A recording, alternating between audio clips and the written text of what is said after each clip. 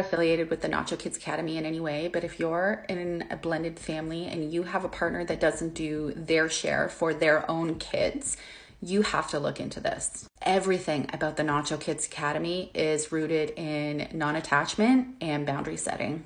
How your partner responds to you setting boundaries around your responsibilities for their children will indicate their emotional health and their true feelings about you. And if you're new to my page, my name is Jackie and I'm giving real examples of emotional abuse so that you can spot them in your relationships.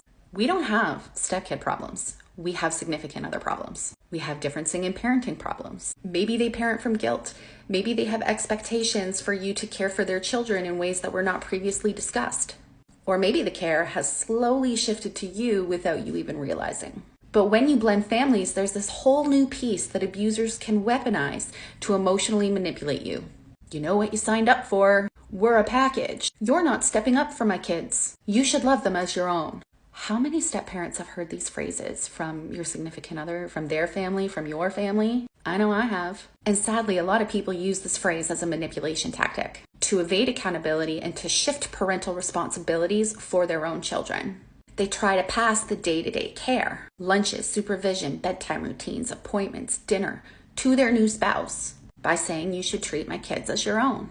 Or when you don't provide those things, you're treating my kids differently. My ex used this phrase as a weapon often, especially when I saw that I was doing more for his kids than he was, and I started to set limits around my responsibilities for his kids. First of all, this is an unrealistic expectation. They're not biologically connected. They didn't contribute to creating the child. They didn't have a say in the child's existence. And in a lot of cases, they don't even have a voice in the day-to-day parenting, especially if their partner parents from guilt. The statement, "you should love my children as your own," overlooks the fact that love is a complex emotion. It can't be felt through verbal demand.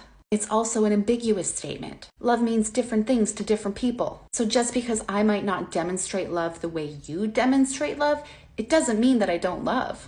The phrase manipulates feelings of guilt or obligation instead of presenting a rational argument.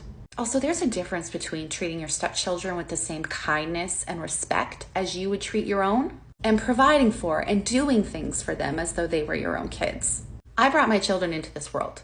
It is my responsibility to feed, to clothe, home, parent, finance, and otherwise provide care for them. You brought your children into this world. That is your responsibility. There was a time in my life where I bought into this idea where I wanted a partner who would love and treat my kids as if they were their own. But if I'm being honest, it was because I felt guilty for breaking up my marriage and not providing my child with a traditional family. So I was trying to compensate. If I fill a father figure role, I can make up for my mistakes. My belief was rooted in guilt. To say this to your partner, to expect them to provide the same care for a child that is not theirs, and in the same manner in which you would provide your children, is emotional manipulation. If you're feeling overwhelmed by the expectations your partner has for you regarding their children, look up the Nacho Kids Academy, start setting boundaries, and their response will be very telling.